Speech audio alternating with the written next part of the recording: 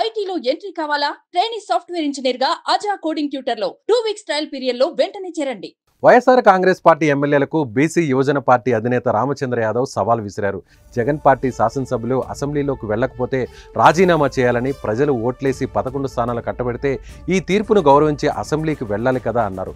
లేని పక్షంలో పదవులకు రాజీనామా చేసి ఎన్నికలకు వెళ్లగలరా అంటూ ఛాలెంజ్ చేస్తూ మాజీ సీఎం జగన్ కు లేఖ రాశారు. ఆయన ఎన్నికల్లో సగం స్థానాలు గెలవగలరా అంటూ ప్రశ్నించారు. కనీసం 5 సీట్లు గెలిచినా ప్రజలు ఆమోదించినట్లేనని ఆయన తేల్చి చెప్పారు. వైఎస్ఆర్ కాంగ్రెస్ పార్టీ శాసనసభ్యులు అసెంబ్లీ సమావేశాలకు హాజరు కాకపోవడాన్ని బీసీ యువజన కాంగ్రెస్ పార్టీ అధినేత రామచంద్ర యాదవ్ తప్పుపట్టారు. ప్రజలు గెలిపించింది ఎందుకు? నియోజకవర్గ సమస్యలు చట్టసభల్లో ప్రభుత్వ దృష్టికి తీసుకువెళ్లాలనే కదా.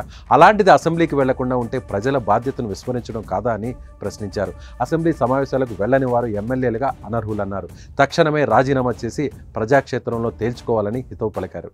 151 సీట్లతో గెలిచి ఈ విధంగా నియంత్రణ పాలనను ప్రవేశపెట్టి ప్రజల చేత తిరస్కరణకు గురయ్యారు. ప్రతిపక్ష హోదా ఇస్తే అసెంబ్లీకి వస్తానడం కుంటి సాగుతో పోల్చారు రామచంద్ర యాదవ్. మీ పార్టీకి ఆంధ్రప్రదేశ్లో ఇక మనుగడ ఉందా అని భావిస్తే వెంటనే రాజీనామా చేసి ప్రజా తీర్పు కోరాలని జగన్కు రాసిన లేఖలో రామచంద్ర యాదవ్ డిమాండ్ చేశారు.